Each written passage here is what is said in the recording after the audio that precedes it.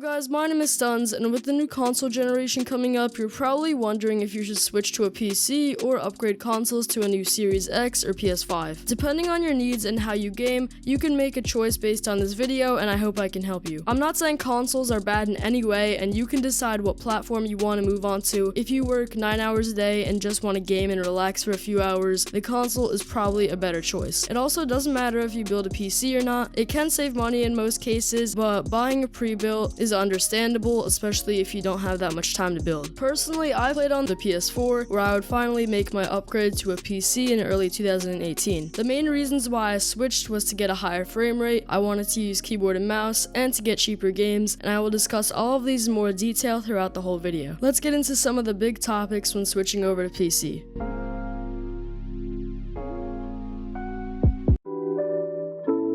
So getting into the first major category, graphics are what a lot of people care about nowadays, and when I was on PS4, I noticed the quality of the games were not too sharp. Console games this generation are on 900p resolution, and when upscaled to higher resolutions, the games really didn't have too much good details. Obviously, there are many games that do run at 1080p, but the harder to run games just couldn't because of the older hardware. It doesn't help that you can't really change the settings, whereas on a PC, you can customize any part of the image that you want. For example, you can have textures on ultra but shadows on low if you don't really care about that stuff, and depending on how much you spend, you can also have quality that just isn't comparable to consoles. Personally, I don't care that much about graphics, but this might impact your choice. The new gen consoles are going to have much better quality though that is comparable to PC, so I wouldn't let the graphics quality completely influence your choice to move over to PC. So another huge factor that moved me over to PC was the frame rate, and many games locked you to 30 FPS or 60 FPS on consoles, and if you were playing on 30 FPS, that is not a smooth experience at all. The consoles I played on could not go over 60 FPS due to hardware limitations, but if you are upgrading to a PS5 or Series X, you don't need to worry about that because the console will be supporting 120 or 144 FPS, and uncappable frame rates are also supported on most games if your monitor has a high refresh rate. And once you play something like 144 FPS on a first-person shooter, you are not going to go back to 30 or even 60 FPS. It's a complete game changer, but overall the high FPS just makes the game feel way more fluid, way more smooth. But also, if you are playing games like esports games like CSGO, Overwatch, Valorant, or even Fortnite, then having the highest FPS possible is pretty much a must if you want to be able to compete with other people and have a fair experience. Another big factor that moved me over to computer gaming was because of the controller. I was really hating controller for the longest time playing on a console because it just wasn't as accurate as a mouse sensor, and it had so much dependence on aim assist, especially in games like first-person shooters and any shooter games at all, and I just completely stopped playing shooter games because it just didn't really make it fun or fluid, unlike on a keyboard and mouse. Obviously, a few games did support keyboard and mouse when I left, and more support it now, and the controller really felt clunky. Overall, not that fun of an experience for me. On the other hand, the PC can pretty much accept any input you want. It can play keyboard and mouse, and it can play any modern controller. Just plug in a PS4 or Xbox One controller and it'll pretty much work with any game. The learning curve with keyboard and mouse is a little bit higher than with a controller, but within a few weeks or months, you will get the hang of it. I did suck with keyboard and mouse at first. Don't be too bummed out. You can even use older controllers like the Xbox 360 controller and the PS3 controller with a set of adapters. Keyboard and mouse also allows for games like real-time strategy and military simulation to be played much better than consoles. Not to mention you can type really fast with the keyboard and mouse, and a lot more games support chat typing.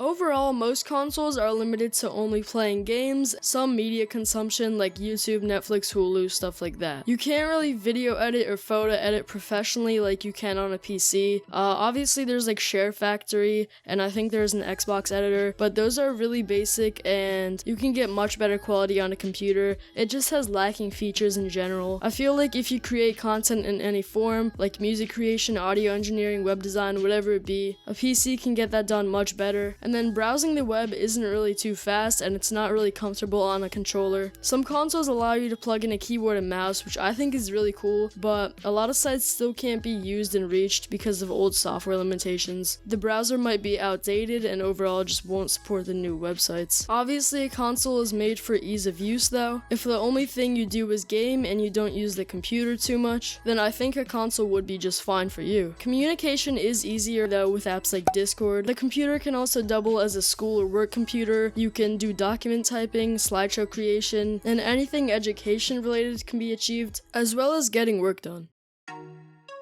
Having upgradability features on a platform might be really important to you. On a console, you can't really upgrade anything besides the storage, which in most cases you can connect a large external hard drive to store your games. You usually have to buy a new console when the new generation releases if you want to be playing the newest games. A good comparison is like an iPhone. If you waited 7 years to upgrade your iPhone, you would still be on the iPhone 5S in 2020, which is really slow and hard to use nowadays because of the new updates that have come to the phone. On the flip side, you can upgrade to a better CPU, GPU, RAM, whatever, when you want to on a PC, and if you want to get more performance for a game, you can do that whenever you want to. You can reuse many parts of your old PC, or even upgrade it, or even just upgrade a single part of it. It's also fairly easy to upgrade things like RAM, graphics cards, storage, and it's not too much harder for the CPU, motherboard, and other components. Really, everything you need to upgrade your PC can be found on YouTube in videos and online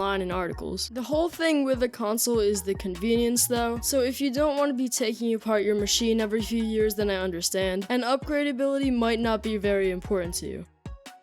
Moving on to the game deals and the free games, the consoles didn't really have the best flash sales. Usually the new releases didn't really have many discounts on the PS4 and the Microsoft Store. Unlike on PC where you have the Steam Summer Sale, Winter Sale, Lunar New Year Sale, etc. And those are undoubtedly the best deals in all of gaming. There's also deals and sales frequently on other platforms too, such as Epic Games, Uplay, Origin, Blizzard, GOG, Rockstar, and even more. And this creates a little bit of competition, which is always good for the consumer. And speaking of Epic Games, they offer free games to claim every single week, which you can keep forever, and a lot of these games are really good. Some solid AAA titles, and some great indie games too. I mean, GTA 5, Ark Survival Evolved, and more that all display on screen have been given away for free, and you get to keep these games forever, which is just incredible. And then key resellers are also a thing, where they sometimes have cheaper games than some of the Steam sales, and they have more constant deals year-round. Just watch out though, because there are some sketchy websites, and do your research before buying with any key resellers. I just wanted to mention that you also have to pay around $60 each year just to play online with friends on a console, but on PC, online gaming is pretty much free on any platform, and it saves a lot of money in the long run.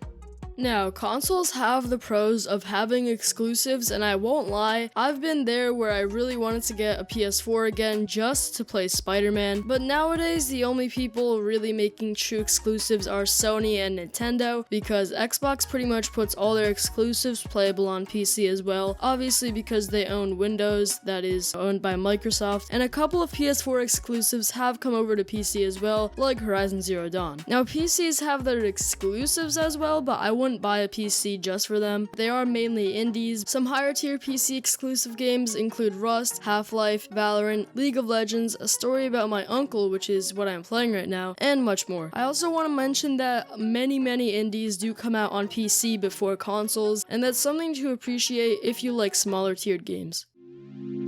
If you're a huge fan of open world games especially, then mods might be really useful to you. Consoles don't really have any support for mods except for a few games. Usually you can only install and use a few mods at a time, but many PC games do have the ability to play with community made mods, and especially in open world games like Skyrim, Fallout, The Witcher 3, and more, the mods can make the game look better, add in extra missions, extra content, more outfits, new sounds, just anything. The sky's the limit, and you could even create your very own mods for other people to enjoy. And the Steam Workshop is supported on a good amount of games, and it makes modding super easy. So if you're looking for better mod support, PC is definitely the way to go. Many people have spent thousands of hours in games just messing around with community made mods and improving their gameplay experience.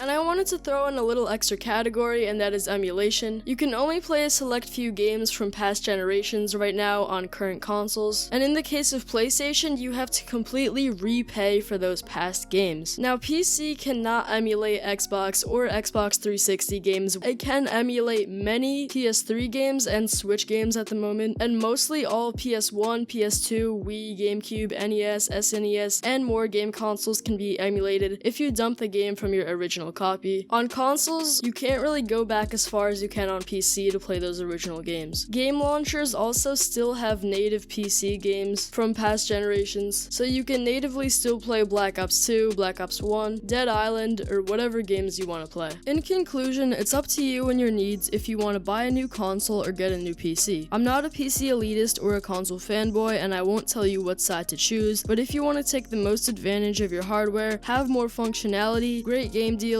and preserve your system for longer, PC gaming sounds like a great option. But if you just want to relax on your couch, play some video games, have those exclusives, and own an easy to use system, then console gaming is a definite must. Let me know if you have any questions or feedback in the comments, and check out my Twitter in the description. Tell me what other things you'd like to see on the channel, and leave a thumbs up if I helped you. See you guys in the next one.